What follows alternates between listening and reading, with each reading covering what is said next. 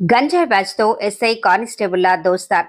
గంజాయి బ్యాచ్ ఇంటిపై రైడ్ చేసిన ఈగల్ టీం పోలీసులపై కుక్కలను వదిలి స్క్రూ డ్రైవర్ తో దాడి. హైదరాబాద్ బాలానగర్లోని వినాయక్ నగర్ శ్మశాన వాటిక సమీపంలో ఓ ఇంట్లో ఉంటూ 2022 నుంచి గంజాయి సప్లై చేస్తున్న ఏపీ పాడేరుకు చెందిన దుర్గాప్రసాద్, కమలాకర్, కిరణ్ అనే ముగ్గురు అన్నదమ్ములు ఏపీ ఒడిషా సరిహద్దుల నుంచి గంజాయి తెచ్చి చిన్న చిన్న పొట్లాలుగా మార్చి వాట్సాప్ ద్వారా విక్రయం. బుధవారం అర్ధరాత్రి 2 గంటల సమయంలో అన్నదమ్ములు వారి ఇంటికి వచ్చినట్లు గుర్తించి చుట్టుముట్టిన ఈగల్ టీం పోలీసులు. దీంతో పోలీసుల మీదకు కుక్కను ఉసిగొల్పి స్క్రూ డ్రైవర్ తో పొడిచి దాడి చేసిన అన్నదమ్ములు ఈ నిందితులను పట్టుకుని విచారించగా వీరితో బాలానగర్ పిఎస్ కు చెందిన పోలీసులు కూడా చట్టాపట్టాలు వేసుకుని తిరిగినట్లు గుర్తింపు.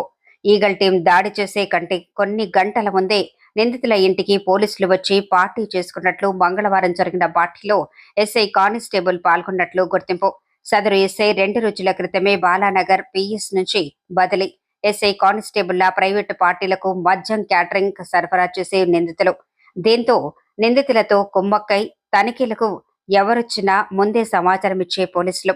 అలాగే నిందితుల ఫోన్లు చెక్ చేసి 203 మంది గంజాయి కొన్నట్లు గుర్తించి అందులో 100 మందిని పరీక్షించగా 72 మందికి పాజిటివ్ వచ్చింది.